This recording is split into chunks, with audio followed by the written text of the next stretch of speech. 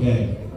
Good evening, everyone. Oh, this is really loud. Jesus. I think it sounds pretty loud in my ears. Good evening, everyone. Thank you so much for joining us this evening for a community meeting about the Brooklyn Marine Terminal project. I am State Senator Andrew Gennardis. We're here tonight to have a chance for the community to engage directly with the project team at EDC about the proposal for the Brooklyn Marine Terminal. As many of you know, this has been a months-long process with the city and a appointed task force of 28 members representing different communities, different stakeholders, and different people in and along the BMT site. We're joined here tonight by several task force members. I just want to recognize at the outset, we have Ms. Frances Brown from Red Hook East. We have, give a round of applause, there you go. We have Karen Londell from Red Hook West. There she is. We have Nate Bliss representing the mayor's office. We have Jim Tampakis, local business owner. We have representing the Cobble Hill Association, Amanda Nichols and Amy Breedlove. Thank you for joining us. We have from the Fifth Avenue Committee, Michelle DeLuz. Michelle, thank you. We have a representative here from VP Reynoso's office. There we go. Thank you very much. And we have Rebecca Corbett here from CB6 as well. Did I miss any task force members that I didn't get? Okay, great. Thank you. Representing the ILA, Tom McMahon. Thank you. And I talked to Tom before. Thank you, man. So this has been a months long process. As many of you know, when the city first called me last May, right around this time, I guess a week or two before this time last year, to say, hey, we're making an announcement tomorrow. We want to give you the heads up. They called the Congressman Goldman's office. They called the councilwoman's office, Councilmember Avila's office. We all had the same reaction, was, wait, what about the community? And since then, we have been trying to put the community's concerns and voices at the fore of this entire process. The design of the task force, the creation of this task force, which was not required as part of this deal that the city and state orchestrated when they came and told us. And all of the steps along the way, we have been endeavoring to create a process that centers all of the different voices in the community and the stakeholders that are connected to the Brooklyn Marine Terminal site, to have as robust a dialogue as possible in the form of community meetings, task force meetings, workshops, public workshops, engagements, online engagements, etc. We're also joined by Assemblymember Matenas, also on the task force. Thank you, Marcella. And so the goal here has always been, from the entire task force, to really try to center community as much as possible. I'll say from my perspective, while I think that this process could have been better from the outset, I do think that the fact that we were able to bring so many different community voices together to talk about this project in this way is different and unique from any other type of development of this size and scope, given the city and state joint partnership and involvement in this project. Having said that, I do think, and I still continue to believe, that New York State, as having facilitated this deal with the Port Authority and EDC, could and should be bringing a lot more to the table in terms of engagement and public investment, both for the port and for any other types of infrastructure upgrades or affordability upgrades for housing than currently is on the table. And that's going to continue to be an issue that we're going to continue to push as a task force and for myself as well. I have raised that concern directly with the governor's office on multiple occasions, and we'll continue to do so. We're going to hear from EDC in a little bit. They're going to give some brief remarks on the plan. I do want to center some of what has been part of the discussion. The plan right now is EDC later this week will be presenting the task force with a final preferred plan that they want the task force to vote on, and to have a supermajority vote on that. We're also joined by Hank Gutman, another member of the task force. Thank you, Hank. A supermajority vote on that task force. So it's not a simple majority.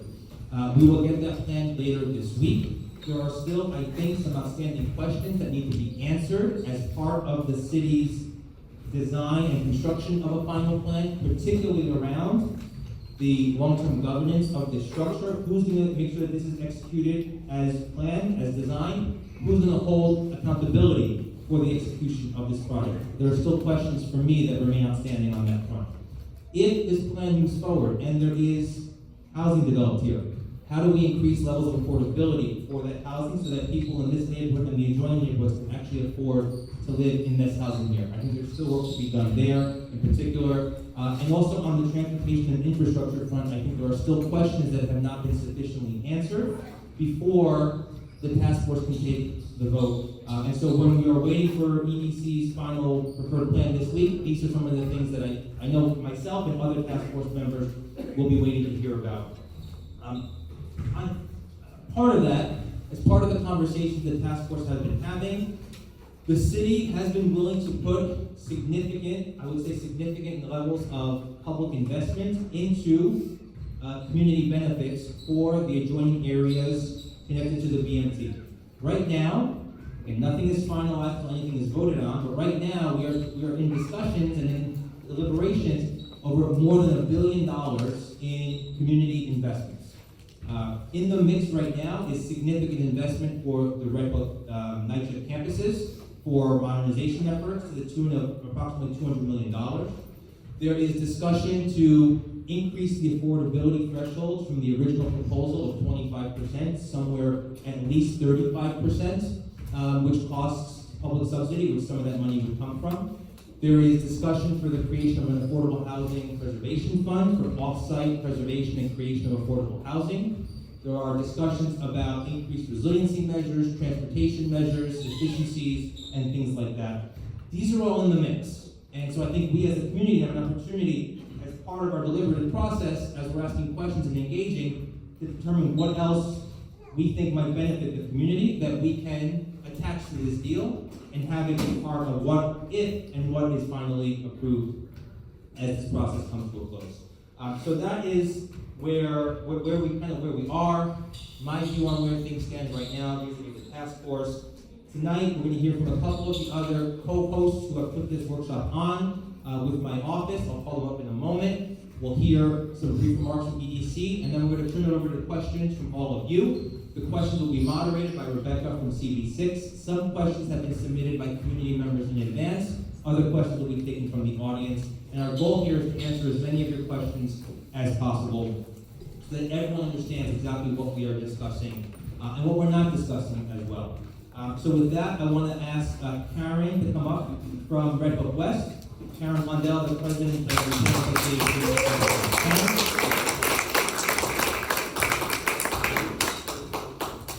So thank you so much, Senator Bernardes. Thank you everyone for being here tonight. I want to say I moved to Red Hook back in 1982. At the time that I moved here, a lot of the industrial sites coming from Smith and 9th Street towards the houses were vacant. It felt very uncomfortable. I remember, you can probably see me quoted many times saying, as I walked down the block, instead of lights going on, they went off. And I'm talking about the street lights. So I came to Red Hook. Red Hook was built in the 1930s. We have every single toxin, every single infrastructure mishap, mistake that could possibly be is a part of the peach tree that is the Red Hook houses. And in saying that, I really was very interested in the industrial business zone. I remember when they had all those commercials about pollution. And so over time, I'm a 1960s baby, over time the factories disappeared, the industry disappeared, and we are still here. The Red Hook houses was built in the 1930s. I have residents who went to Vietnam, came back, worked for the city. They're still in these dilapidated apartments. As you know, there is no one coming from the federal government to save public housing. So we, the people in Red Hook who have lived here for decades, we now love this place as much as anyone else. And so a few years ago, maybe 10, I said, I think I could be an organizer. And I went and I started working at the Fifth Avenue Committee. And my whole intention there was to come back and help the Red Hook community. I fell in love with Gowanus. I have many friends in Gowanus. We were part of a big Gowanus rezoning where we created a coalition and we got very much of a lot of our demands met. And it's still a work in progress. But I will tell you, I was over there this weekend at the Powerhouse Arts, which is a great art center, and I felt personally satisfied that the job we did, irregardless of the fact that I could not get everybody to agree, it still was a job well done. That area was also like Red Hook, where it's no way on earth I would walk in the dark over in those areas. It was no way. We thought that was for prostitution, dumping bodies and whatever, and I hate to be so vivid about it. It is now alive. It's alive. There are people living there. There are people enjoying the community. It also doesn't have a lot of transportation. Yeah, there's a subway on 4th Avenue. But if you're on 3rd and 3rd, that could sound a little far. People are still creating pedestrian pathways to get to where they want to go in Gowanus. So I want to say that to say, if we work together, we can still come up with a plan that is acceptable. I will say in the past, going back into the history of Red Hook, we all felt the effects of Hurricane Sandy. But relief sometimes trickles from the top down, and we get the crumbs in the public housing. I became a leader for this community because I want a seat at the table. I've earned that. I've earned it not only for the people in public housing, but for you guys too. I've spent years in Resilient Red Hook, years in the back of Red Hook supporting all the artists. And let me tell you, the artists got a great deal in Gowanus. They have an amazing deal. So I'm not trying to bribe you or anything. I'm just telling you what it is. And maybe you need to go take a visit over to the Gowanus public areas that they have over there so you can get a feel of what it feels like now. And if you're my age, you will remember what it used to look and smell like. One other thing, as far as the sewage, I've been advocating about sewage for Red Hook since the Gowanus rezoning. I raised the alarm about the 72-inch pipe that's adjacent to the canal that runs through our area. But I can assure you, most of the housing built on the BMT will probably reach the interceptor on 7th Avenue and have a shorter path to the actual treatment plant. Also, in the Gowanus rezoning, we made sure that all new buildings had to use gray water and other types of alternatives to just letting sewage and stuff go into our main lines. So we're thinking carefully about this. I know we can't make everybody happy like 100%, but we gotta get somewhere because there are a billion people who are in climate danger, and no matter how we try to shield ourselves, this is still a super city. So we can get it right if we organize together, but we have to let this process go through. Thank you. Thank you, Karen. We were also joined by Councilmember Alexa Aviles, who came in. Thank you, Alexa. Next, I'm going to have Michelle Deluz, who's the Committee, offer introductory remarks. I'm going to be more brief than Karen, plus she's also a really hard act to follow. So I'm Michelle Deluz, Executive Director of the Fifth Avenue Committee. Some of you know Fifth Avenue Committee well. Others of you, it might be the first time you're hearing about Fifth Avenue Committee. We're a 47-year-old nonprofit comprehensive community development corporation whose mission is to advance economic, social, and racial justice. And I'll just say that the housing across the street, right across the street, that's affordable home ownership that Fifth Avenue Committee built more than a decade ago. And that, one of the things that we do is build and manage affordable housing. We do a lot of accountable development organizing around various land use actions. And, whether that's to this day still trying to hold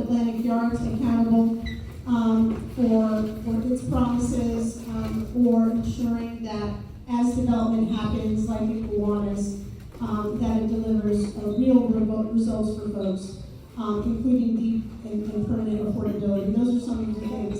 I'll just say that, I too have been in and around. I haven't lived in Red Hook, but I've lived and worked in the area for over 30 years. And there's been tremendous disinvestment that has happened in the areas around the waterfront.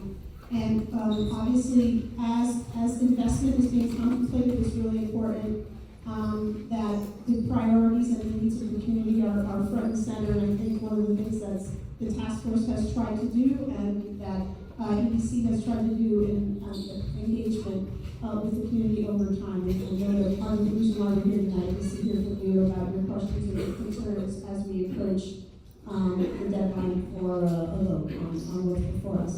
I said this just last week to the folks from the advisory group, and some people in the room here are part of it, the Community Development and Housing Advisory Group. And what I said is that I think this is trending in the right direction, although there are many details that still need to be worked out. And I, for one, I spent 5.5 hours yesterday redlining a document on some of those details, because that's the kind of commitment that the members of the task force are putting in on behalf of the community to ensure that anything that moves forward has the public interest at heart. So thanks for that. Appreciate it. Thank you, Michelle. Before I call up Rebecca from CD6, I do want to say a special thank you to our host for this evening, PS15 and Principal Kavanaugh. Thank you very much for hosting us.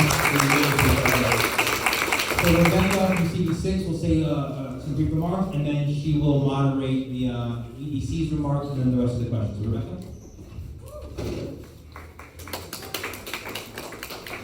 Hi everyone. For those who don't know me, I'm Rebecca Covert. I'm the land use coordinator on the staff at CD6. I'm on the task force with Mike Graciotto, our district manager. He couldn't make it tonight, but wanted to be acknowledged here in this format. And just a thank you to Senator Bernardes, to the Red Hook Houses, East and West Resident Associations, Carroll Gardens Association, and for the committee for co-hosting this tonight. And a real thank you for the resident leaders for all their commitment to centering this conversation in the community. Thank you to everyone seeing in the back there. It's lovely to see you all. So yeah, I mean, our main point as a community board advocating on this task force has really been to make sure that the history of the site of disinvestment doesn't dictate its future, that we're really all looking forward together, but also, really maximizing public good. So to that end, there are certain things that, we're still ironing out, as been mentioned by all the speakers before. We think that we can have increased affordability, which means deeper affordability for the units and more affordability, as compared to market rate housing. That we should really focus on addressing the transit and mobility networks. So that is an underlying concern that is a must and not a luxury, and similarly with sustainability planning, that is an absolute must-have. And yeah, really just working on reducing individual vehicle use, truck traffic, making the transit environment work for all residents, and ensuring that the benefits that happen due to any plan that may go forward really benefits everyone.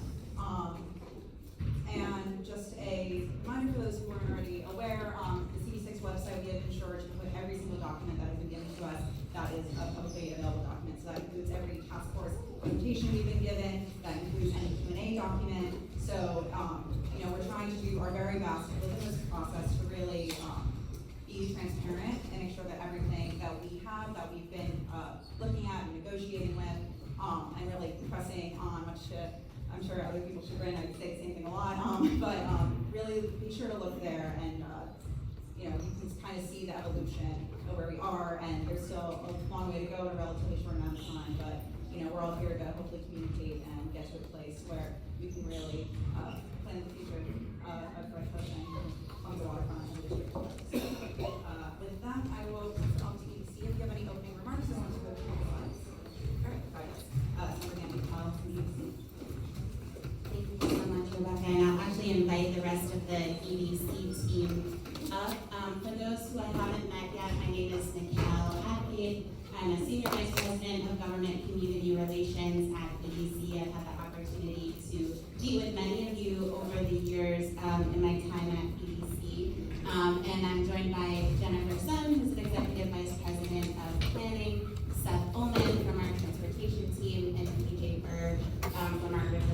transactions. So I think we're gonna take a seat. The way that I understand that the secretary and the team wanted to host this meeting is to have it be less of a presentation, more of an opportunity for conversation and feedback, and that is a format that we very much welcome. And so I want to thank the host for having us this evening, all of the task force members who have joined. As the senator said at the beginning, this has been a very iterative process between conversations with the task force leadership, Senator Bernardes, Councilmember Aviles, and Congressman Goldman. We've worked closely with the task force as we've gone through this. And so just to orient us before we open up for questions, I think most of you should have a printed handout. And so I would just direct you to slide 2 and the vision for Montgomery. So this is a vision that we first presented to the public back in March. And it is our best way of reflecting the tremendous amount of input that we have received over the last several months, not just from our task force members, but also from stakeholders, while also thinking about some of the city's key policy priorities. So things that we heard from the beginning was that not only is maritime core to the Red Hook community, the history of the community, but also the history of the city, and thinking about what does return to a revitalized waterfront mean in terms of our sustainability goals for the city, as well as our need to create good paying jobs and be thinking about the future of maritime. So you see at the first point, this 60 acres of modern and sustainable port. We have secured nearly $360 million in public funding to this effort, a federal grant, a city matching fund, also city commitments for some near-term improvements. I think many of you know that historically, due to disinvestment at the site, there have been piers that have been collapsing. There's been disinvestment and degradation at the site that we're starting right now over the last year, really, to start addressing.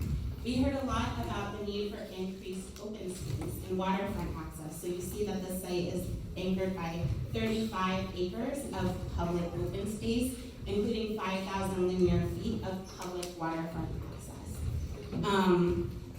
I completely understand, and I'm sure that as we get into the conversation tonight, that the housing component is one of the toughest things to talk about when we're talking about the number of units that we're proposing, conversations about affordability and access. But we do think that these conversations are very important to have given the current state of the housing crisis here in the city. And so you've seen the administration, EDC, our sister agencies, really thinking about how we can prioritize housing, how we can think about space differently and our community differently. The phrase, putting housing everywhere has become sort of a mantra for city agencies, and it's one of the things that we have been taking very seriously as part of this planning exercise.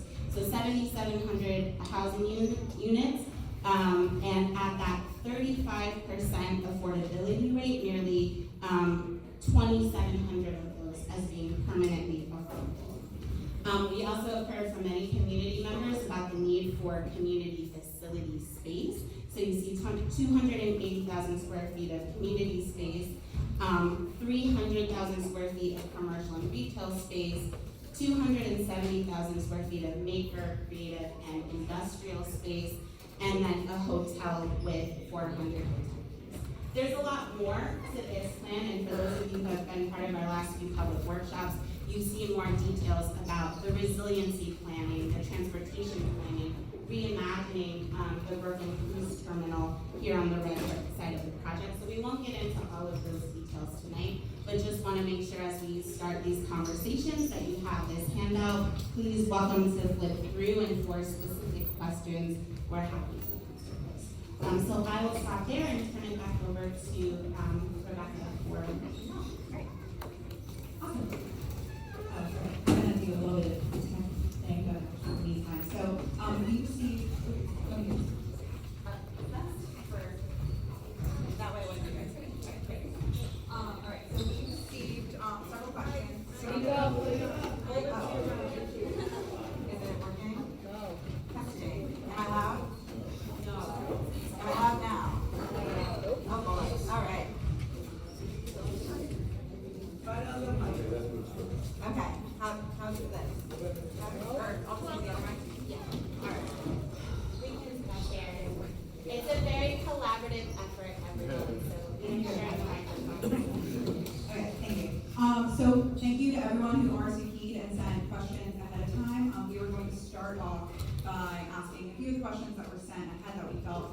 representative of many of the questions. After this, we will ask people who have their own questions, if they want to ask in person, to please line up. We will have everyone come up one at a time. Please try to limit your questions to 2 minutes per person.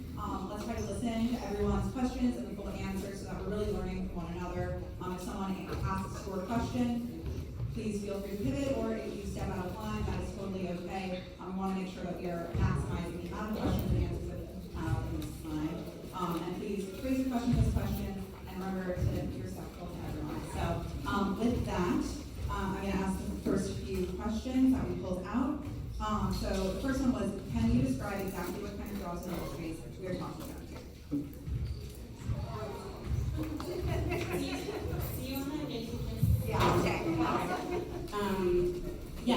Thank you for this question, because we have really been thinking about economic development as a part of this overall approach. And so the first off is the construction portion of this. So we estimate about 39,000 construction jobs. Those would be temporary for the full redevelopment of the site. The plan, as we just laid out for you, would bring about 2,400 permanent operational jobs. So these would be along the industrial and maritime component, cruise sector jobs, in addition to the light industrial, the commercial, and the residential roles. So when we say things like maritime industrial jobs, these can be anything from engineers that are working on, the blue highway component, the shipping component. Commercial jobs could be both retail, but on the industrial side, light industrial, creative makerspace could have both very sort of tech-focused jobs, but also administrative roles, accounting, HR, and so on. So as we're thinking about the project overall, tremendous number, but an extremely wide variety of skill sets and needs. And one of the things that we've been working closely with the task force on is a workforce development strategy that would focus in on workforce training for local residents that would have would comply with community hiring and the goals of ensuring that low income or underemployed New Yorkers, NYCHA residents in particular, have access to jobs at the site.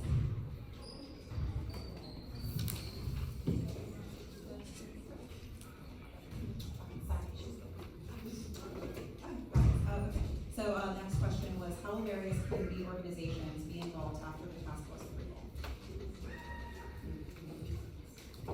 So we've had very active conversations with the task force about how we can continue community engagement should the task force vote affirmatively in support of moving forward with the planning process to prepare for environmental review and the GPP. And so following the task force vote, we've talked about the idea of convening an advisory group where there would be the opportunity for task force members to continue to serve in an advisory capacity, and potentially for other community members to also join that advisory group to support a couple of activities before we enter the GPP process. Part of it is translating what you're seeing as the preferred site plan into the next level of detail, actually developing what the Empire State Development describes as design guidelines, which then, when they're adopted through the GPP process, serve as development controls for controlling the future development of the mixed-use buildings, for example. So we would go into another level of detail of further specifying, in addition to, for example, maximum building heights, maximum base heights, whether there's other bulk or height controls that we would want to include in those design guidelines. As a part of those design guidelines, it can also describe in more detail the kinds of open space that we're creating. So in addition to the 35 acres of open space that we're proposing, anchored by 2 large destination parks on either end of the park, a next level of input from stakeholders would be thinking about the mix of active and passive recreation in these open spaces. So beginning to describe like what the actual programming would be in these newly created open spaces so that they're really responsive to community needs. So you can think about like what is maybe not in the parks that exist in the neighborhoods today, and what you like to be able to do in these new open spaces that really adds to delivering traffic. Another area, just to give an example of input for this advisory group, is around parking requirements. So what we propose is that we're not requiring parking minimums, and we would also set parking maximums as a way of establishing a balance between the following goals. On one hand, we want to minimize the amount of cars that are on site, people actually owning cars and using cars, private automobiles, as a mode of transportation. We really want to use a number of strategies to really prioritize pedestrian mobility and transit, and then use of the greenway even for commuting, recognizing that that's already a popular mode for the existing greenway.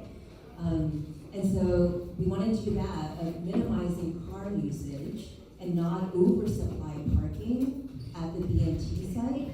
Also establish a few district parking locations where only in a few locations on the site we have parking integrated into the buildings. But at the same time, we also want to make sure we provide enough parking so that we don't create a situation where people are driving through the neighborhood outside of BMT looking for parking and creating and adding more congestion to the street. So it's a fine balance that we're going to establish both in the next phase in the EIS and then also through the RFP process of inviting future developers to bring their experience and helping us establish sort of the right balance in parking supply. So hopefully that gives you a sense of like the type of additional input that task force members and other community stakeholders have opportunities to provide more input into before we start the GPP process. And then after we start GPP, which you'll see in the timeline, we're proposing would start in the first quarter of next year.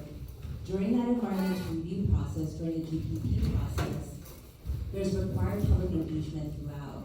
So people will have an opportunity to provide input on the scope of environmental review analysis, the kinds of impacts that we're looking at as a result of the proposed development, before the GPP is finally adopted and approved by the Public Authorities Control Board.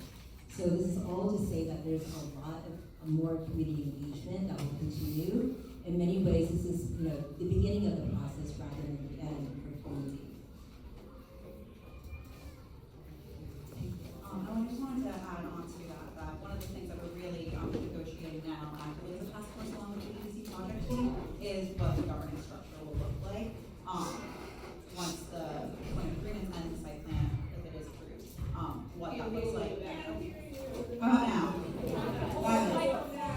All right, right up to my mouth. All right. I was just adding on to that the makeup of whatever advisory or other bodies would oversee. This is still actively under negotiation right now with the task force and with the project team. So this is evolving, but ensuring that local community voices are a part of that is something that all of us here who are co-hosting this event, are actively in negotiations for. So just wanted to add that. And then we have one more question, then we'll go to Q&A. So this one was, who, if anyone, on the BMT Task Force has been responsible as a liaison with the BQE construction project?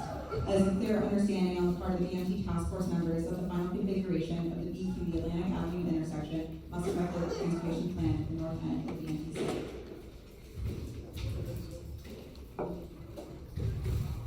So there's two huge projects that are right next to each other. I think everyone here knows that, and we know that they affect each other, right? So what happens with the BQE affects traffic, especially in the Columbia Street waterfront district, because that loud and clear. But there are different projects on different timelines. The BQE project is regional in scope. This is a neighborhood or neighborhoods large project. But we know from the beginning that we need to coordinate. So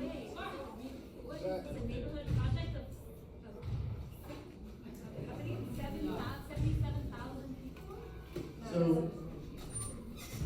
what I'm saying is the BQE project is really about Brooklyn. It means it affects the entire city in a really different way. This project intimately affects Red Hook, Columbia Waterfront District, Cobble Hill, and adjacent neighborhoods.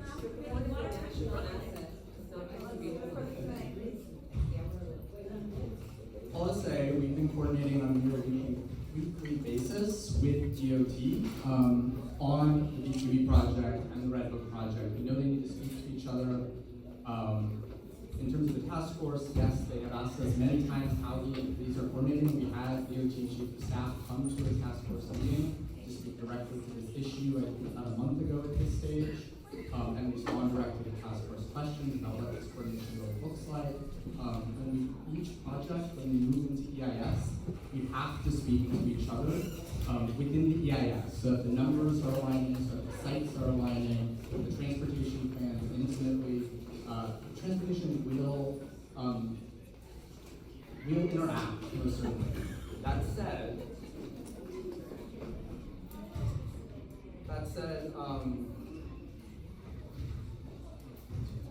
at the end of the day, our transportation plan is not only dependent on what happens with the BQE. We talked about how we need it to be pedestrian first, transit first, and that's true no matter where DOT lands on that design.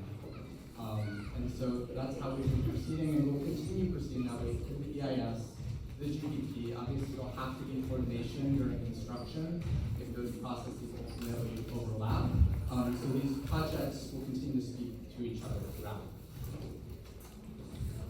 I'll just add from a process perspective that when we first started the BMT planning project and met with DOT, because DOT has done years of community engagement through their BQE central process, they made a point of making sure that we understood a lot of what they had heard through their community engagement. So one of the things that the DOT's teams really emphasized as we started our BMT planning was really a lot of the engagement around the Atlantic Avenue intersection, thinking about pedestrian safety, bicycle safety as being real priorities that the BMT project also had to take into consideration. Plus, they were very explicit about the BMT plan looking for ways of really directing truck traffic away from the Atlantic Avenue intersection and looking for ways through our planning process to actually direct truck traffic, port-related, last mile related, to really use the Hamilton Avenue interchange of the BQE instead of funneling traffic towards Atlantic Avenue intersection. So our proposed transportation plan takes those priorities into consideration so that to the best of our ability, we're not making those conditions worse. And if anything, we're trying to offer some new solutions to again really direct traffic, whether it's truck or even automobile, to really use a Hamilton Avenue interchange rather than Atlantic Avenue. And then where possible, of improving pedestrian connections between Van Voorhees, the BMT North site, and the new open space that's being proposed for Pier 7. So wherever we can, it's about creating community benefits while also minimizing whatever negative impacts we can through our planning development. Okay, thank you. So I see there's an eagerness to start the Q&A. So I think let's start by queuing up over here, please. And just a reminder for the questions, it'll be first come, first served based on the queue. So please limit your questions. We'll be planning it to 2 minutes. And to direct your questions towards EDC, you'll be using one mic. So I think as we learn, speak directly into the mic. And then when you're done, you will pass the mic on to the EDC. All right. So come up and please introduce yourself. And right, thank you so much. Hi, my name is Elise Reddick. I'm a Red Hook resident since 2000. And I've come to. Hi, my name is Elise Reddick. I'm a Red Hook resident since 2000. I've come to as many of the EDC planning and the community meetings that I have. And the thing I have to ask and say here is that since the beginning, from my perspective, the plan you're putting forward is really clear on 2 things. It's clear that there needs to be an enormous amount of new, mostly non-affordable housing. And it's clear that it has to be this way because of the cost of that work that's needed. But there are so many impact questions that are not clear in the time that you guys have been developing this plan, which I think is perfectly demonstrated by the answer to the traffic question that just happened, right? Impacts very unclear. That, along with many, many other impact questions, very unclear because you have not had enough time to really investigate the impact. You just haven't had enough time. So, there's the work does not seem clear, because it seems to be related to the type of structure you are saying has to go on this property, right? So it's like a self-referential answer to a question that you guys are reverse engineering. So knowing that there is or was federal funding specifically earmarked to start to fix the piers, and knowing that the Port Authority was a negligent landlord and could and should be held accountable for allowing the piers to then why are we not starting the process of fixing the piers using the federal money and getting the Port Authority to pay what they should pay, and then you guys taking the time to really, while those piers are starting to be repaired, 2 minutes, to do the impact studies that you need to put a real plan in place with real affordable housing, and that's what needs to go there. That is what it's not clear, and that is why I think, from my perspective as a community member, I am not happy with the process. Thank you, sir, for your help.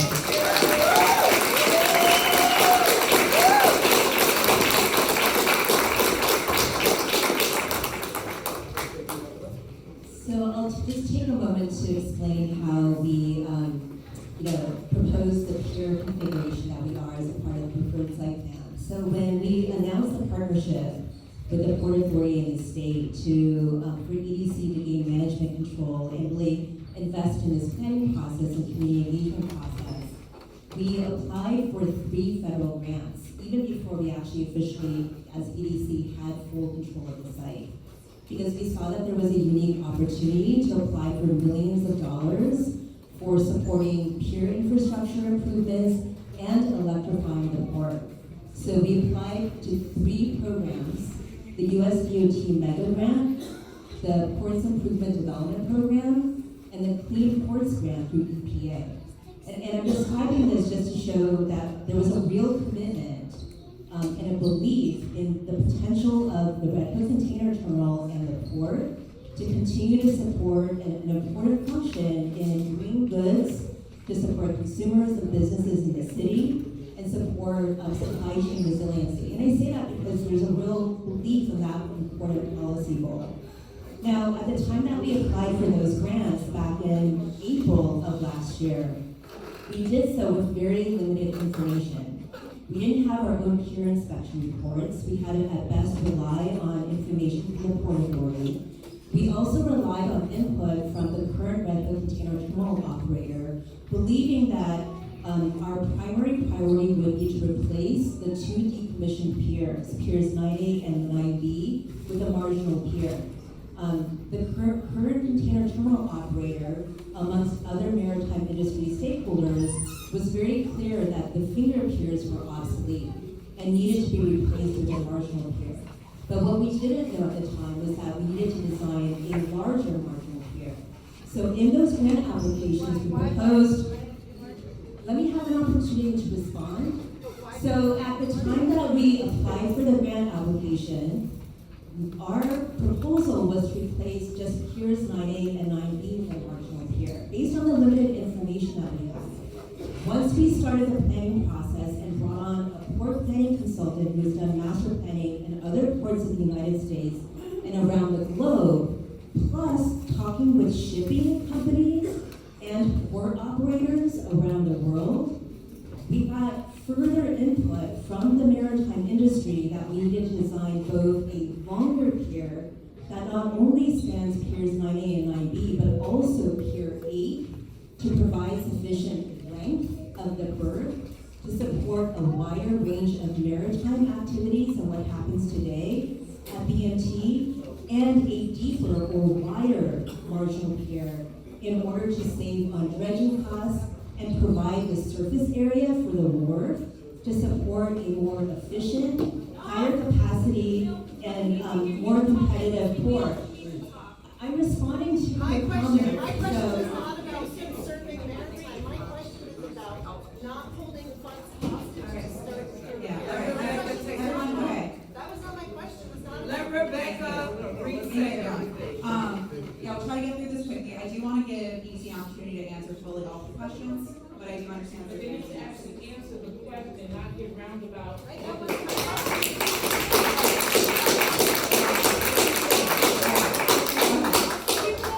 filler, they want to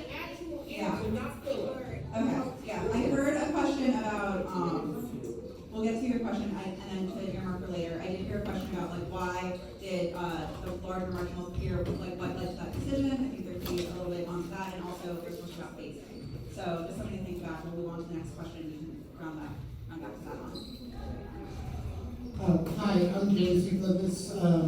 I've been living in the Columbia Street waterfront since early 2003. My day job is I'm professor of urban planning at Rutgers. I know a lot about urban planning. I've been doing community work in my native Queens and in Brooklyn and the Bronx since the Clinton administration. And a quick statement from Senator Bernardis' website. The QPPs are often used when a project has broader regional impacts like this one, so as to justify it not going through Newark. That might have been why everyone started laughing when you said it was a neighborhood project rather than a regional one. I think a lot of the concern, and I think the question of phasing, which was actually literally the question I was going to ask, stems from people being deeply uncomfortable with taking publicly owned land and turning it over to for-profit real estate developers to do market rate housing. I can send you all the data on housing supply that we have in New York City. I mean, you can just look at the HBS, right, if you wanted to. Market rate housing is not the problem. I mean, the absence of market rate housing, particularly waterfront market rate housing, is not the problem we're trying to solve. The problem we're trying to solve is housing for people at 60% of AMI and below. And I think that some of the frustration is that it feels like everything is being wrapped around a framework that starts with turn over the public land to for-profit developers, and then sort of backfill, justify, right? It's amazing that NYCHA is getting $200 million from the city. Why the hell does NYCHA need to get properly funded, based on giving away public land to for-profits? Just, if the city has $200 million, give NYCHA $200 million. Give it to them.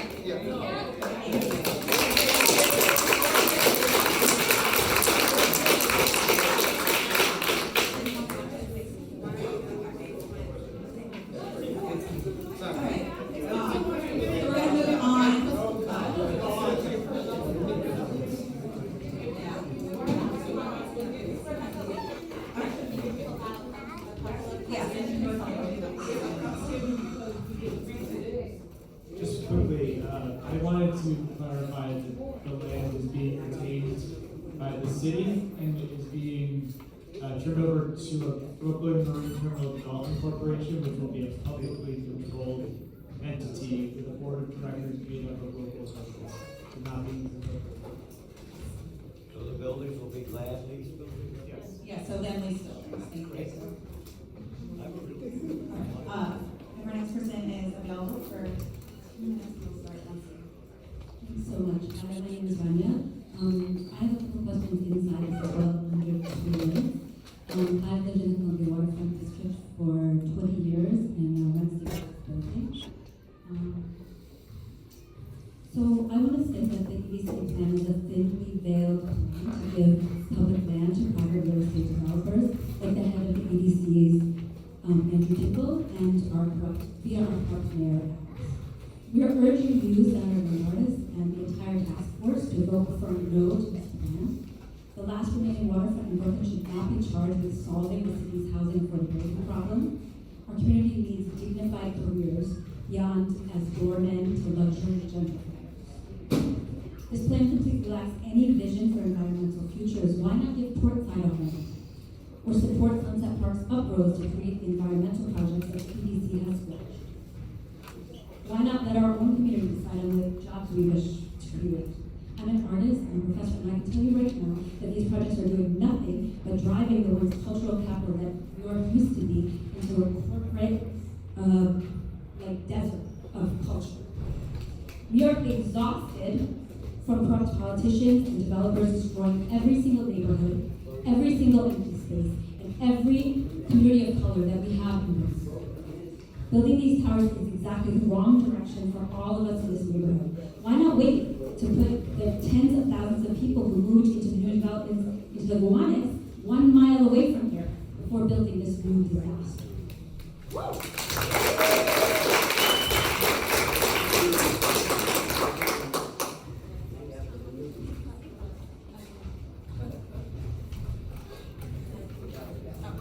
Moving on. No comment. Yeah, you want to see what I proposed for all of our programming?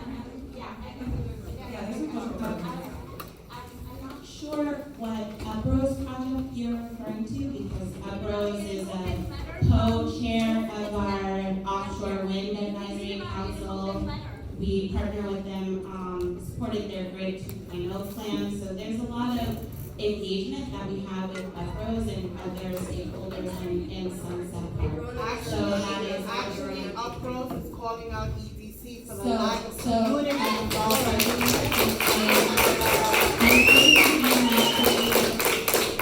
So Liz, I'm gonna ask you not to name call. I'm happy to answer questions, but please don't call me names. So I think based on what you're saying, Assemblymember, you're referring to the Climate Innovation Hub and the public Sunset letter that was Park mentioned by. Brooklyn Army Terminal, which is obviously a separate project from what we're talking about here. But I will say, just more globally, there are a lot of different efforts that we're working with Uprose on. So that's one point. I think your second question about Portside, and I see that Carolina is here tonight, and we've heard from a lot of community members about what happens to Portside and what happens to other community-based organizations that are serving the community either with education programming or other efforts. And so, as I mentioned, the plan does call for community facility space. We have talked about workforce development space, and we have worked with the task force to include language in the vision plan that says that not only would the Brooklyn Marine Terminal Development Corporation that PJ mentioned put out RFPs to find operators for that facility space, but that we will be very intentional about working with local community-based organizations, existing organizations for that community space. So while I can't speak to future tenants now, certainly the goal is that existing stakeholders and community service providers would have access to the space.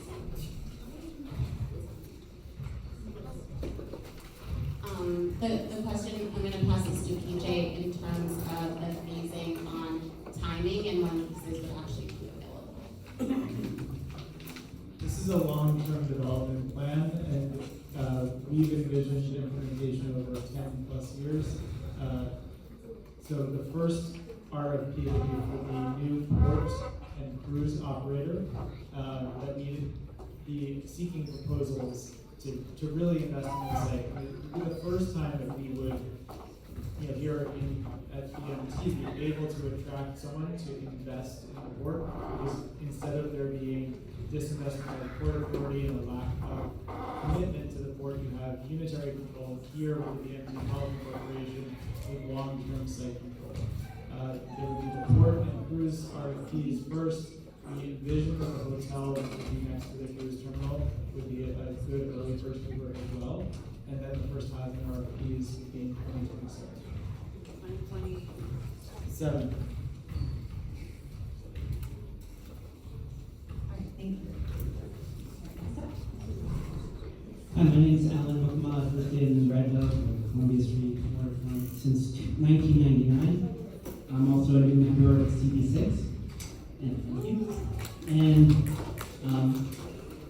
I wanted to talk a little bit about the way I envision these really new two communities. I guess we'll say two because I've separated. But we're going to be attracting new people to our neighborhood.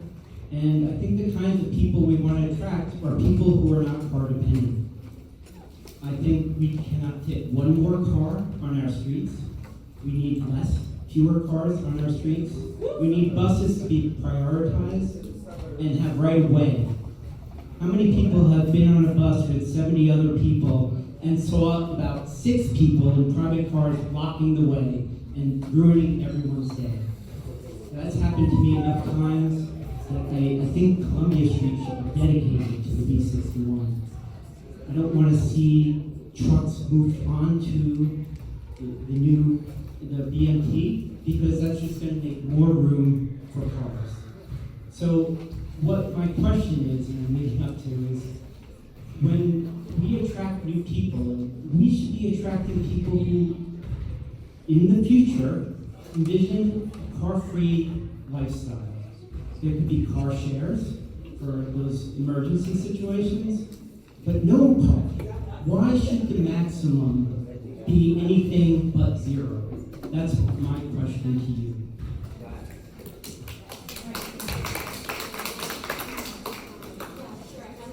Hand it over to Seth, but before I do, I would ask you to look at slide 6 in your handout, which goes through the mobility strategy and I think highlights many of the things that you discussed. Thank you for the question. Yes, I agree. Columbia Street should be a bus lane. Bus priority is would be key to this plan. In order to get people to not use cars, they need real alternatives. A big part of that is better transit, so better buses, better ferries, more options, better ability to walk with safer connections, and better ability to bike, greenway. So that's part one. Before you can tell people car doesn't make sense for you, they need other choices. And so all of that is built into this plan and is made more possible with the additional space on the BMT site, right? Today there's this choke point on Columbia because west of the BQE, that's their only option. And then similarly in Red Hook, if you're going north-south, it's really just Van Brunt. So having more space enables those sorts of interventions. Also, frankly, having more people enables those sorts of interventions. Mass transit works better when there are more riders. And so having more residents, more visitors, it allows the buses to go more freely. Oh my God. In traffic, the buses don't move. Buses are full. So with more people and with bus priority, the buses can move faster and come more frequently. So transit services provision by the MTA, by NYC Ferry, based really on demand. They're spreading the buses around the city based on how many people need them. And so, right now the B61 is every 10 to 12 minutes.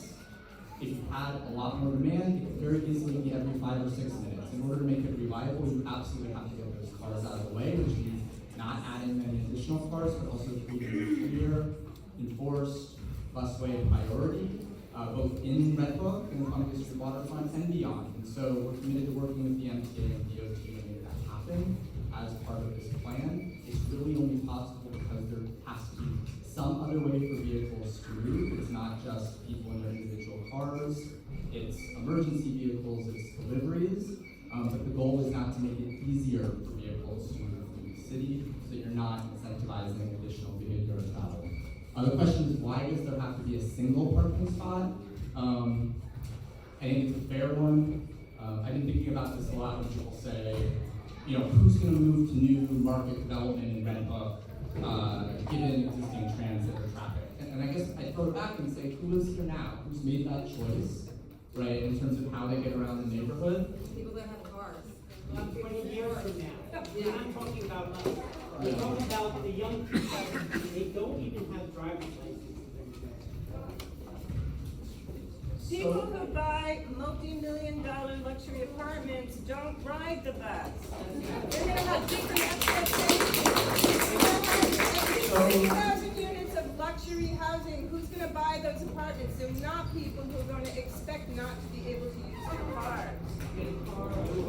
So one of the reasons that we're going to set up parking maximum is so that all of those people cannot buy a car. It's not really going to, they're going to know, to the point about who's choosing to live here and how you make it that way.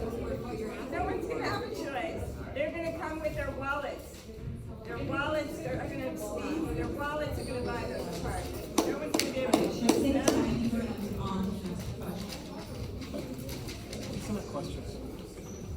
Good evening, everybody. My name is Tiffany Davis. I don't really have a question, I just have a concern. So I'm gonna leave myself vulnerable at this moment. So I'm a parent of have 2 children, but they are grown adults now, to age 27 and age 24, and I also have, I'm a new grandma. And so I was living in, I went through the shelter system years ago to get into an apartment in NYCHA. And about 5 years ago, I believe, just before the pandemic, I left NYCHA, was able to get an apartment in Bay Ridge. But that was by the skin of my teeth, because I knew someone in Base Independent who was able to say, were you the same woman who had this organization in Red Hook? Come get the keys. And that's how I was able to get my apartment. And but it was a 1-bedroom. It wasn't a place where my children can go with me. And although they was of age, grown enough to get their own apartment, pay their own bills, living in New York City is a struggle. And so it was hard for them to see that they can pay the rent on their own, but they still wanted to take a chance. And although for me, I've always said, housing is a stepping stone. It is a place where you come out of the shelter system, or you come out of a work enforcement place where you grow to understand how to pay bills, how to pay rent. And so I never wanted to leave my children behind, because I felt like I worked enough in New York City to get a 3-bedroom apartment so we can all move together. But that wasn't the truth for me.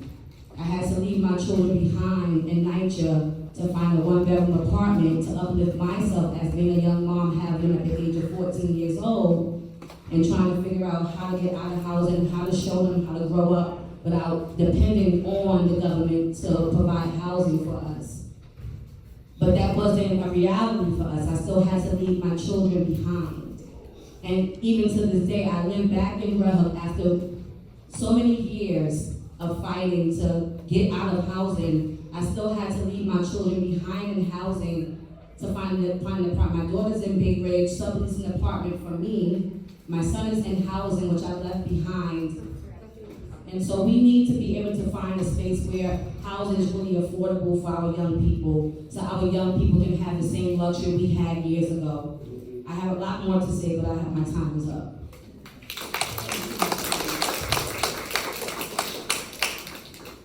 Thank you very much for your comment, and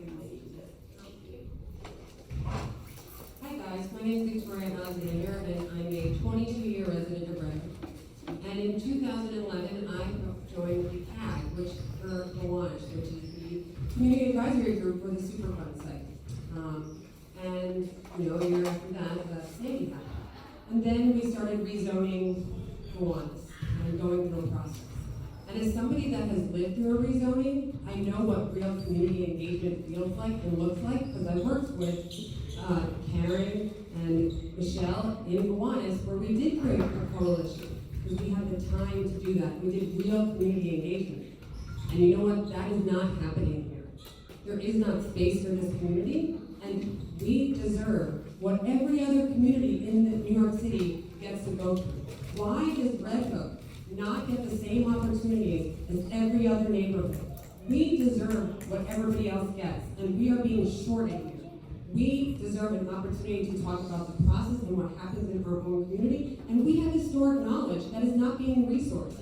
And we have values and traditions that we want to make sure carry through here before we colonize this neighborhood and make it something like Williamsburg that has no soul. So I want to agree with the woman that talked here. You're going to take everything that we care and love about this special, unique place and ruin it. And this place, almost everybody in this room that doesn't own their home will no longer be allowed to live here. And we have learned from other communities like the Port of LA and Heaven City in Germany how to do phased port planning. They have set the standard of how to do this, and we need to learn from them. And we can learn from them, because AIVP, which is coming to do a workshop with EDC in November, is an expert in international port development and urban environments. And you know what? We're not waiting to have that conference with them in November. We're pushing this through now before we're learning from other people that can give us their expertise. And they're partnering with our partners here. That just seems disingenuous to me that they're not letting us have that opportunity. So I want to know why everybody else has to have real community engagement and real community planning with the community involved, and Red Hook doesn't get that. Why does Red Hook not deserve better than this? Because we have been taken advantage of for way too long and been left out of planning.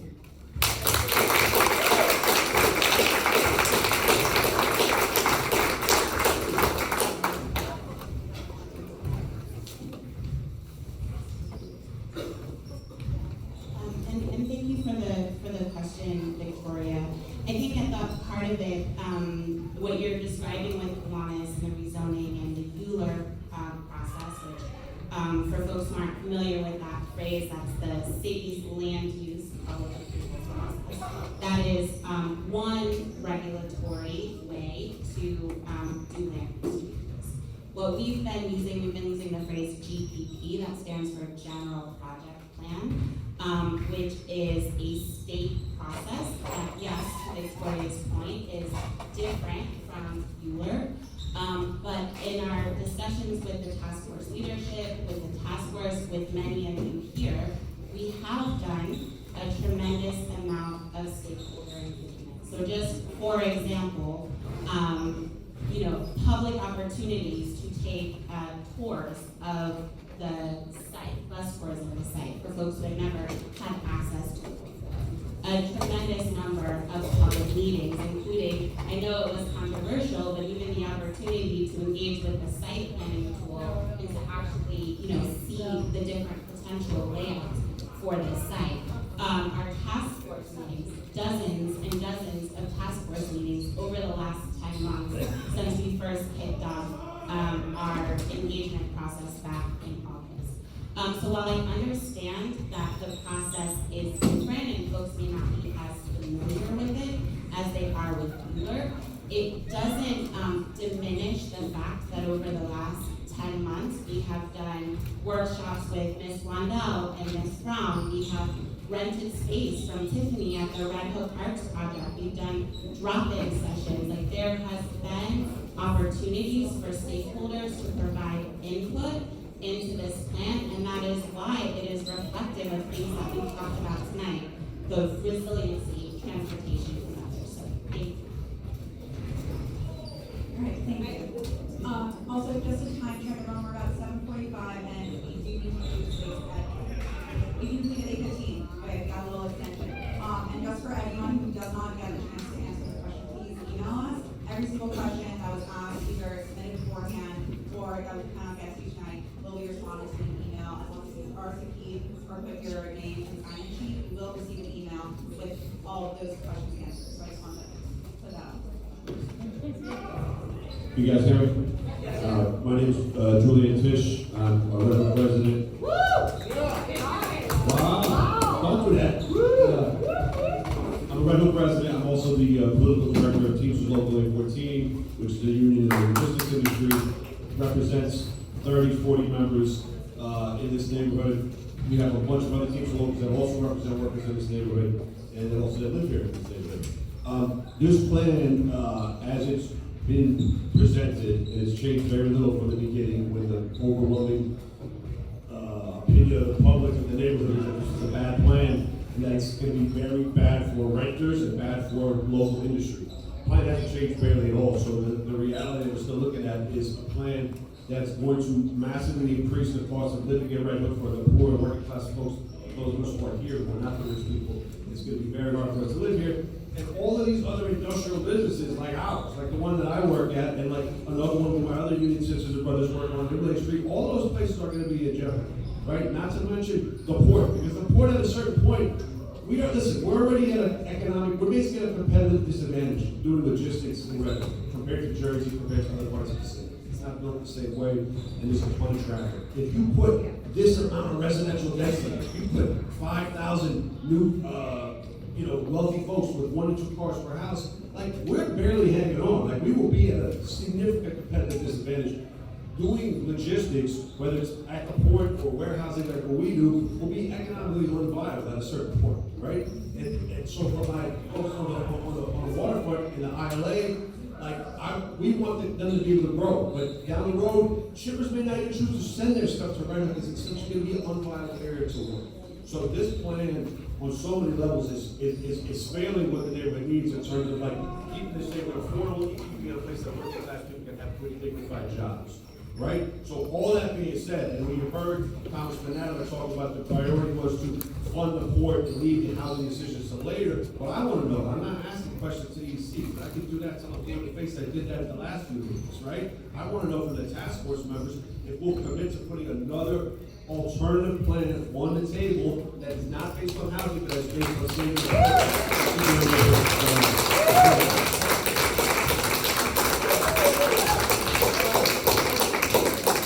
a question for the task force, and you don't have to answer just now, Andrew, Marcelo, unless who's here, but I think we need another plan on the table. Because not, we need to vote no or turn this over.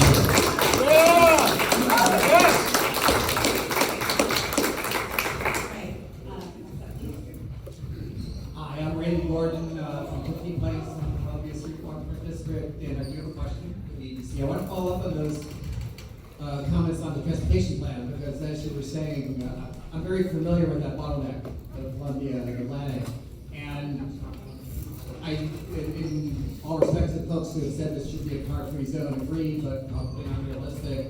So, you know, if you're putting up 3,800 new housing units in the northern part of the site, it's got to be a net increase in traffic. It's got to be a net increase even with buses. So what I haven't heard yet is anything that addresses that bottleneck. I know there was a suggestion to steer more traffic down to Hamilton. I don't think that's happening with the people who live up where I live. So it's a parking lot today, and I still haven't heard anything that addresses that. Thank you.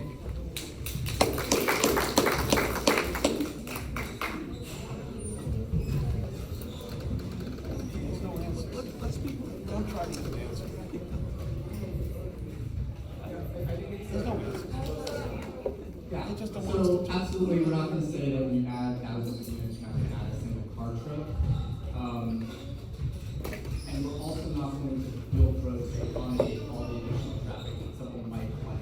Can you speak up and right into the microphone? Yes. 2 minutes only. Basketball's gotten louder, you may not be able to hear it there, but from this point Okay, on, I got you. Yeah, so will there be an additional car? Absolutely, that's possible. Are people going to sign up to sit in that parking lot? No. So many people right now in that parking lot are diverting from the BQE because it's faster. So to some extent, when you add a car, you're not necessarily getting additional traffic. It makes it less appealing for people to bypass the BQE on Columbia. So it's not a net one-for-one gain. Ultimately, in the IS, we're going to do really detailed intersection planning, and you will see exactly what the potential impact would be on each intersection. We will propose mitigations to minimize that to the extent possible. No, you don't have it. So you have no idea. Basically, is that your idea? You don't have any ideas? That's what Minimize the number of cars to extend traffic. You can't minimize the people, it's 7,700. There's only 22 minutes left, let's go! Yeah, let's go. Hi, I'm Jackie Peter. I wrote my thing down because I don't have someone to clock me with the time. So I work at the Run Art Project in the neighborhood, and I'm also the district leader for our area. I'm gonna read from my paper. So I haven't heard many folks speak from a perspective like mine, someone from Red Hook who grew up here but cannot afford to live here right now. So this is my story, so I don't want anyone coming at me later, okay, telling me otherwise. Everybody be nice to me. My rent is $2,500 a month, and I live in someone's basement that gets flooded multiple times a year. 100% of my paycheck goes to my rent, and I have supplemental jobs that I have to take to afford groceries. It sucks. I hate it. But I love my neighborhood, and I love what I do, and it's not fair that I grew up here and I can't afford to come back. I know several of my friends who I grew up with that don't live here because they can't afford to come back. I've spoken to youth, because I work with youth, who also can't afford to move out of their houses with their parents because they can't afford an apartment here. This is Red Hook in 2025, and it's just getting worse. So I'm not a NIMBY, and it's also not lost on me how there may be folks who, in a different tax bracket than me, who want to just keep Red Hook the same as it is now. But I love more housing. I love it. I would love more housing. But 7,700 brand new state-of-the-art Manhattan freaking skyline view apartments? Come on. In Red Hook right now, you can find a lot of vacant apartments that nobody can afford. I can show you right now 25 apartments that I just sat there looking at. Those 3,000, 4,500. Nobody can get in there. Right, so it's clocking me. But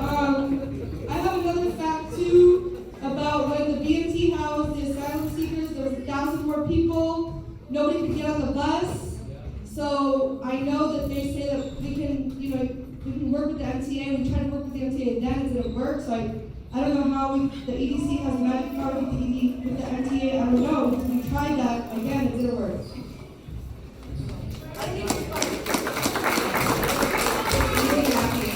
I would say that really echoes a lot of calls for increasing the amount of affordable units that are going out of sites to really sort of for that.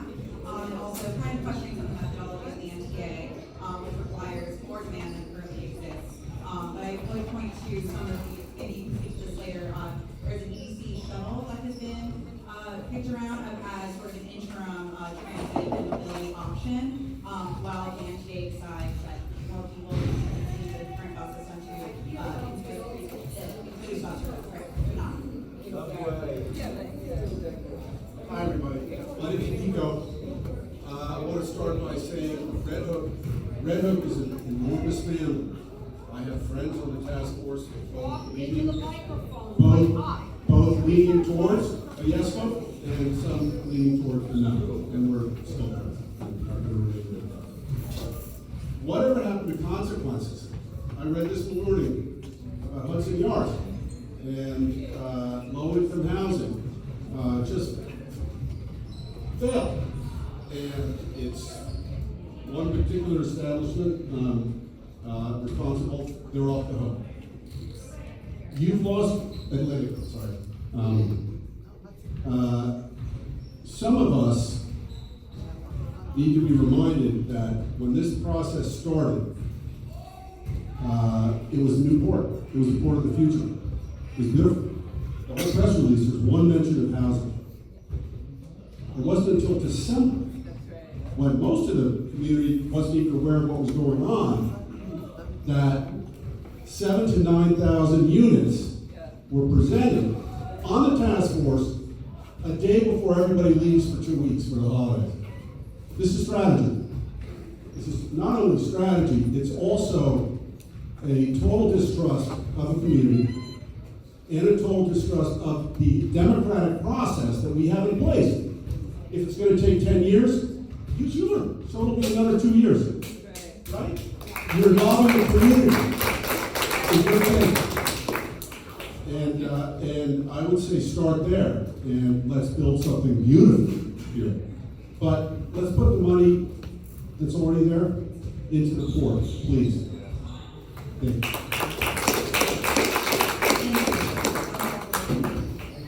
So now I'm speaking as a data collector for the federal government. My name is Carroll Gardens. I work for the federal government from 1990 up until 2020 in this area, 11231, 11215, and 17, collecting the American Community Survey, the Housing Vacancy Survey. When I came in here, people who own houses in Red Hook, the few houses that were mixed in the industrial area, they didn't think they would get their pennies back. Lo and behold, years later, they were met with offers that 4 times the amount they ever thought they would get for their places. And this is what we have here now. We have people who came in within the last 20 years, 25 years.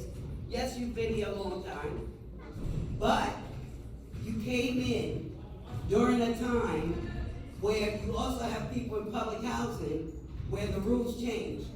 Our rent is just as high as yours, or probably higher. A lot of people in this room talk about rent stabilized. I know exactly what rent stabilized is, and I know exactly how many are in the waterfront Columbia district. Okay? We don't have rent stabilization in public housing. Every single person in my household has to pay 30% of their gross income. So if my son has a job working for the post office, and I got a job making $60,000 or whatever it is, the sky is the limit for public housing residents to pay rent. I can't get out of public housing from here. That's not like the way it started though. When I moved in at 19, you had to pay $495, the ceiling rent. The ceiling rent. I'll be 62 in July. I can't get out of here. Neither is anybody helping us fix it. Okay? I tried smaller projects out here. Remember the Alex Washburn project? That made me feel horrible. I have did nothing but try to build social cohesion across Red Hook. But when that project came up, it made me feel like my friends didn't want me or anybody who looked like me to live outside of the public housing campus. So take that home and think about that too. And the final thing is, in data collection, excuse me, I want to finish. In data collection, when I collect the data from one house in the back of Red Hook, which is usually pre-designed, and that person makes over $250,000, it accounts for 250 households. That's how they look at these numbers out here. So think about that too, because a part of that is the way they do the calculation. We don't have 250 people in public housing making $200,000 in the Red Hook housing. But they can make it look like that when they want to. So data is subjective to who's paying for it. Period. Do your own research. Thank you, Karen. I have a question for the gentleman in the blue shirt and glasses. You mentioned BQE. Are you aware that the cantilever section of the BQE repairs through New York State DOT, New York City DOT, have been kicked down the road 25 years before they start doing repairs? The only reason why they did that is why it's down 2 lanes in each direction, so they could kick the can down 25 years. So let's forget anything that this is going to do for traffic alleviation. Now, the next thing I have to say is, why do you need to build the nice housing to repair the port? Because you need the money to repair the port. Am I correct? I have a reading assignment for you. It's page 47, bottom of page 40, section 15 of your lease agreement between the Port Authority and the EDC. EDC is responsible for the maintenance of the Port Authority facilities. It's in the books. I have it in my iPhone if you want to read it personally. Where did the money go since the EDC took over the maintenance responsibilities for the port? The third thing I'm going to touch on is exactly what Nico and Canada were talking about. Affordable housing. Again, how did the land yards work out? Nothing. Nothing for the working people. You're going to have millionaires and you're going to have public housing. You're not going to have a middle class. You're not. And it's going to be such a divide. So that's all I got to say. Do your homework. We know what you're about. Every one of us here.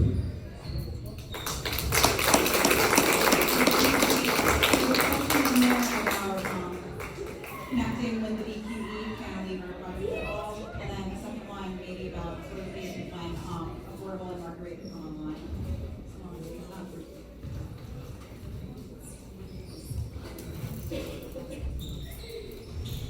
Okay, so BQE has been, the can is pushed down the road, and that's a different situation, absolutely well aware. I know that DOT is coming out later this year to try to push forward the process.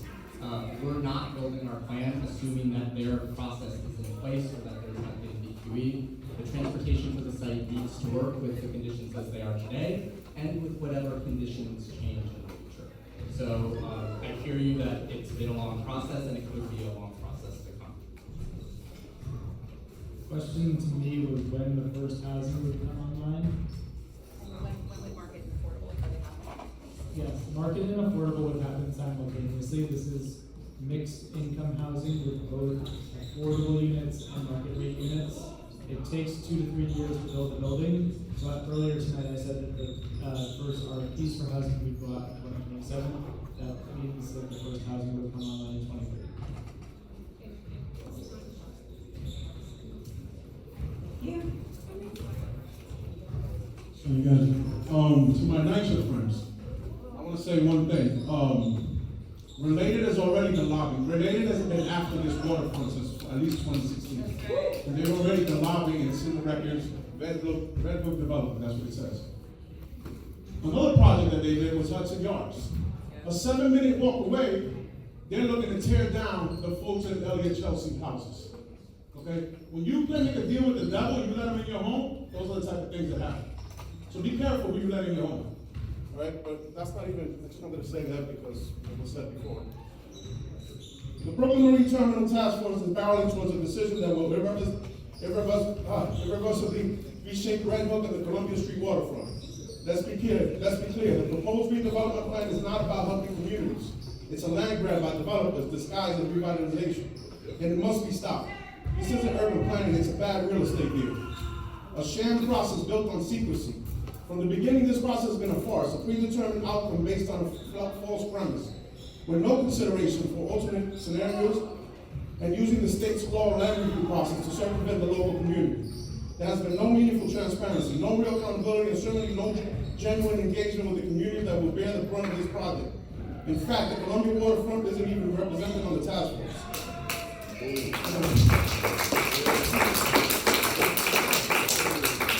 This is not a plan, it's a power play.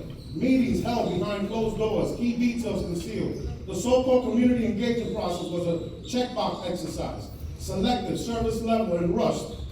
Even our Brooklyn Borough President, Antonio Reynoso, who sits on the task force, said, I'm on the task force and I don't know what's going on. How can you vote on a plan that you don't understand? And then how dare you say that this is democracy, the way you've been running this? This plan is being shoved down our throats by the NYC Economic Development Corporation, an unelected, unaccountable body with a history of privatizing profits over people. They rolled out a slick, sanitized vision, yet when challenged, they shift the goalposts. First it's 7,000 units of housing, then it's 9, then it's 13. Now it's back to 7,700, but for how long? Enough, this is public land. It should not be auctioned off to the highest bidder under the guise of community progress. That alone should be grounds, you let a lot of other people talk a lot longer than I have. That alone should be grounds to slam the brakes. Initially, we were promised a vision for maritime investment and community enrichment. They called it the harbor of the future. Instead, we got slide decks full of marketing fluff and vague promises about affordable housing with no binding guarantees. This is a bait and switch politics at its best. Public land for public profit. The most infuriating part, this is public land, and yet the city is more than happy to hand it over to developers. Only 35% of the proposed housing units will be designated as affordable, and even that term has become meaningless in today's real estate market.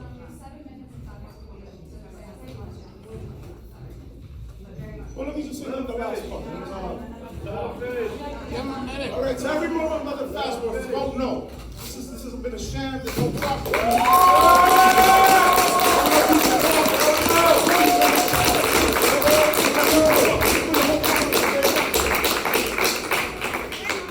Hi, I'm Cornelia Salguero of Courtside, and I want to go over some questions I asked as an advisory group member. So I sent an email to Nate Craig, and I asked for the original application for the federal DOT mega grant. So I wanted just a couple things, but I particularly wanted the information on the marginal pier to look at it from a maritime point of view. And I was sent some documents which were not the original application, and Nate Craig said, please do not forward these. The documents were actually the same ones as the CD6 already had in the Google Drive. So I wrote back and I said, thank you very much for your speedy response, but why can I not circulate these? And also why I'm not asking for confidential business information. Can you please stop in the back? I'm talking. Thank you. Exactly. Por favor. So I said, why can't I share these documents, and why can't I also get information? I'm not asking for a confidential business information RFP response. I'm asking for the disposition of public funds. I never received an answer. Why?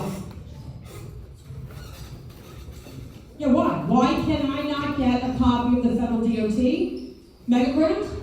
I see no reason for that, so I want to hear why, and not a word salad, a direct answer. And then the other question I asked as an advisory group member was, and I had asked this at the January 16, 2023 meeting when Alexa Aviles asked me to ask a meeting at the Mid-Care Center. This was about cruise terminal issues. I said, at that point, can you tell me in 2 weeks how much money the EDC has made in the management of Atlantic Basin, gross and net, for the 20 years you've had it, including the Formula E car race? No answer from 2023. I asked it again as an advisory group member, no answer. And I want those answers, but I want the room to hear what it's been like to be an advisory group member and in a process where I'm supposed to be providing advice where I can't get answers.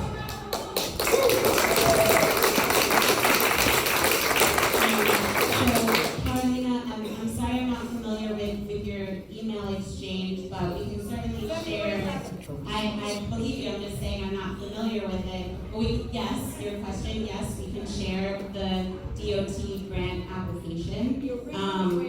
The original grant, there's only one, we only wrote one. So yes, to answer your question, yes, we can share that with you.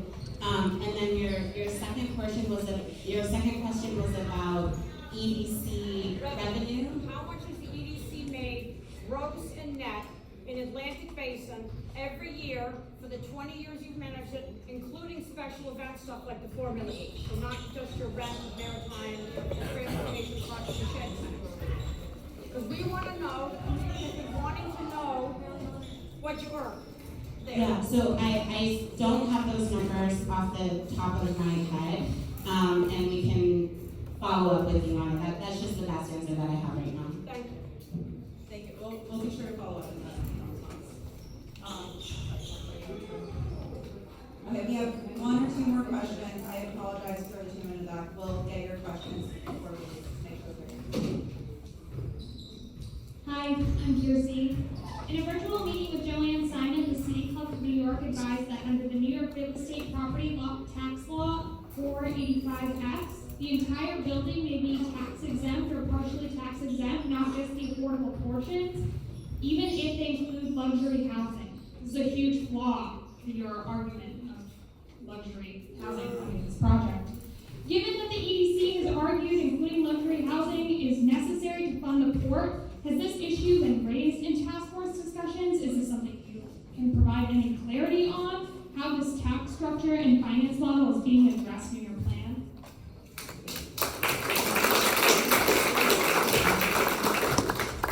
Hi, thanks for the question. 485X is a state law that incentivizes housing production by using mixed income buildings to generate affordable housing. So to use BMT as an example, 7,700 units are proposed, 2,700 of which are affordable, requiring zero public subsidy. By contrast, if you wanted to generate 2,700 affordable units using HPD subsidy, that could cost the city about $500,000 per unit of taxpayer money. So the 485X program is an engine to create housing and affordable housing without needing any public subsidy. Expensive communities.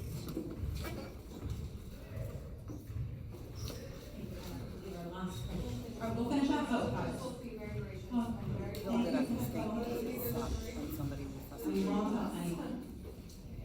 So my name is Katie Walsh. I'm a Sunset Park resident, and you might be asking why is Sunset Park here, and it's because we care. Because what happens in Red Hook is going to have ripple effects across all of Brooklyn.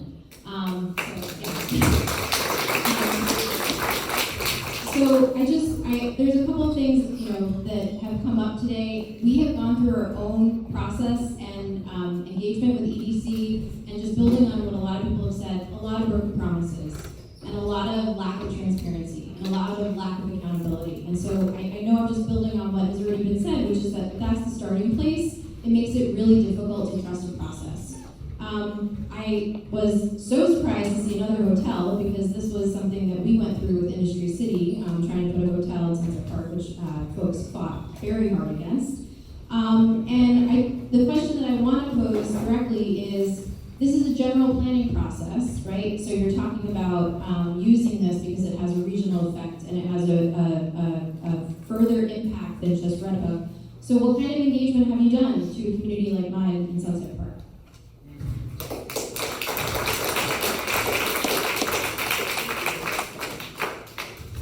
Yeah, thank you for the question, Katie. I would say candidly, we have not had specific engagement in Sunset Park on this project. As you can hear, all of our engagement time has been really focused on the immediate abutting communities, but I hear your point about the broader implications. There's a couple of distinctions, I would say. The first is the blue highway piece. So we talked about, yes, container terminal operations at the port, but we also have a plan for flex maritime and moving goods by water from BMT as a keynote up to the Bronx and Hunts Point and other locations. And so in those communities where we're talking about Blue Highway, and Sunset Park is, obviously one of them, SBIBC is a member of the task force. The Blue Highway conversation has certainly come up, and we've done a lot of stakeholder engagement around that. But I hear your point about how communities along the waterfront and in Brooklyn more broadly are invested in this project and across the city. I'm Maria Nieto. I'm a long-time resident of Red Oak. My question actually is to Michelle Rhodes of the Avenue Committee. And it's to say, in broad view, you know very well the corruption charges the EDC is facing in the Bronx. You know very well the corruption charges that the mayor himself has faced. So how can you, in good conscience, knowing what this will do, how this will actually kill affordable housing in the long term, create the schism that is going to be created in Red Oak? You're going to have a Hunger Games where you're going to have one end of the spectrum to the other.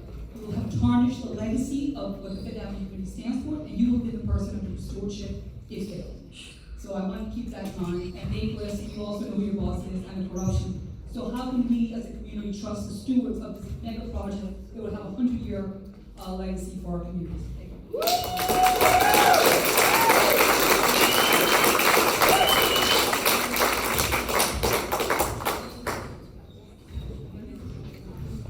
Hi everybody, my name is Diana Holoska. I'm a Redwood resident and a PS15 mom, and I asked some questions in the past. I'd follow a very quick question, maybe it's not quick, I don't know, about the budget. Can we just look at the budget? Because there has been a lot, I've seen the slides, and there are arguments being made about the only thing we could do is this plan. We showed it a little bit this way or that way, but specifically, why does this plan have to be the plan? I think one of my neighbors earlier was suggesting we could look at some alternate plans that might get to the goal. I'd like to understand more about that. I mean, the priorities that I have been said by many of my neighbors about we want to see a future for our families, right? My son, I'd like to be able to live near me, as Ms. Davis was saying earlier. I'd like to be able to have my family stay together for the long term. I'd like my community to feel more bonded together instead of separated apart. I would like to see a community that has repeatedly suffered the consequences of many broken promises over time, not experience that, not continue to experience that. It's very hard, as has been mentioned, to trust a process that doesn't feel that the engagement has been authentic. It feels like we've had some these meetings where you're hearing some things, but sometimes when you're speaking, I'm you don't actually understand what's happening in the community. And so in terms of the bottleneck on Hamilton and the B61, you said if there was more demand, we would have more buses or whatever. There is demand, and there's a resolution working together with the school leadership team to talk about how the lack of transportation makes it really difficult for teachers to get here, kids to get here on time. And with the bridge and the I'm it's a nightmare. And so I understand we want to have more buses, we want to have more frequency, all of those things, but it's it kind of feels a little like lip service. So it's very hard for us to trust in this process because it feels like, yes, you're here, and I appreciate you being here in the place that is most important to you right now. But I'm also not feeling like I can trust this process. We've seen what happened in Williamsburg, we've seen what happened in all of these things around us before. We're not done, we're not brand new babies, we know what happens. So I would love to at least be able to see the budget to see if this argument that you are making that this is the plan that has to be is the only one. So that's all I can fit into my less than I will say that echoes some calls that we've definitely made in the task force for some financials. We're, I think, beginning to get some as of our last meeting, so we will follow up on that. And with that, I believe we're going to conclude because we are here. But no, we have